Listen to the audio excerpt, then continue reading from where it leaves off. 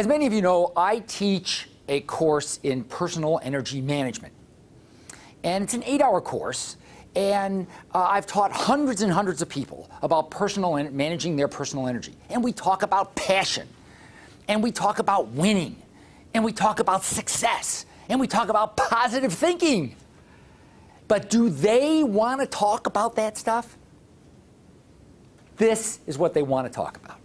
They want to talk about the vampires. They want to talk about the energy bandits. They want to talk about the people who can suck the oxygen right out of a room the minute they walk in. They want to talk about the people who will ruin corporations, lives, marriages. That's who they want to talk about. So today, for you, that's what we're going to talk about, the energy vampires. And we're going to talk about what you do with them, because that's the big concern. Now, in order to understand this, first of all, you have to learn a couple things about energy that are my personal axes to grind, and then a little bit about how vampires suck, and also how to stop them in terms of your life. Okay? So, first thing is that this idea of time management. Now, I'm not saying that time management is wrong or bad. Time management is just fine.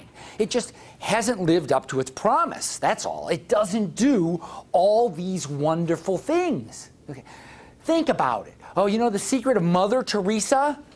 Clean desk. And Abraham Lincoln had a great file system. All right. No, okay? I mean, maybe, but not enough. What you need to do takes juice. It takes energy. That's what's important. And the energy crisis in this country is really in there and in here, and not so much at the gas pump. So what really matters is this idea about energy. How do you manage your personal energy? So here's what I tell people. Well, you know, you got 4 buckets, and the champions, whether they're in business or in sports or football or anything else, they can draw juice from all 4 buckets. And everybody says, yeah, I know, but tell me about the vampires. And now the vampires are good at sucking the juice out of these buckets too, but they're especially good at this one and this one, emotional and spiritual energy, which happen to be 2 of the deepest buckets that we've got. Those are 2 of the biggest sources. So it's very important, therefore, in order to be able to spot a vampire fast. So here's how you do it. You just remember fast. First of all, fear. Vampires are very scary, and they're usually afraid. Being a vampire is usually about being afraid. That's the fundamental inherent motivation. Okay? And because they're afraid, they tend to avoid certain things, like risk, blame, change, sunlight. Right? And think about it. Yeah, same thing, right? Okay. They also say the N-word.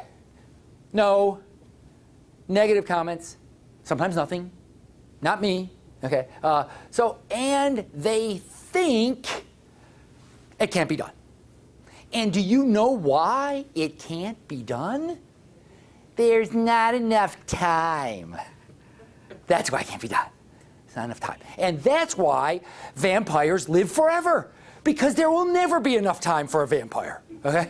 Now, so how do you deal with this? Well, there's a proven strategy. Steak.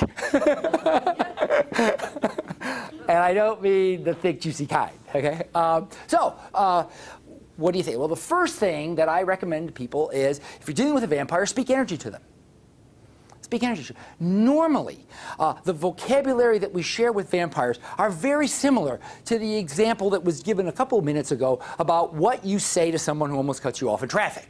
All right. It's usually anatomical in nature, okay? But what I'm saying is here, if you tell someone, you know, by doing the BlackBerry prayer for the whole meeting, you know, everybody knew you weren't paying attention, and that sucked the juice out of the meeting. It was bad for you to come late. It was bad for you to make those negative comments. Those sort of things took away our energy. Did you want to do that? And most vampires will say, I did. So just talking energy to them can be a great strategy. Just speak energy. Now, then take away the perverse incentives. Well, what do I mean by that? Well, many organizations, because of their culture and sometimes because of their rules, actually create incentives for people to be vampires. They create incentives that push people into the kind of behavior that we're trying to avoid here. All right? The next thing you can do is you can acquire energy buddies. So if you have to deal with a vampire, surround yourself with a few people who contribute juice, who bring energy to the party. Sometimes it's contagious in really good ways. All right? Kill them with kindness is one of my favorite things. All right? Nice goes a long way. Nice goes a long way. But in the final analysis, as a last resort, sometimes now, I know you're saying, I can't do that. In which case, who's the energy vampire? So, thank you all very much.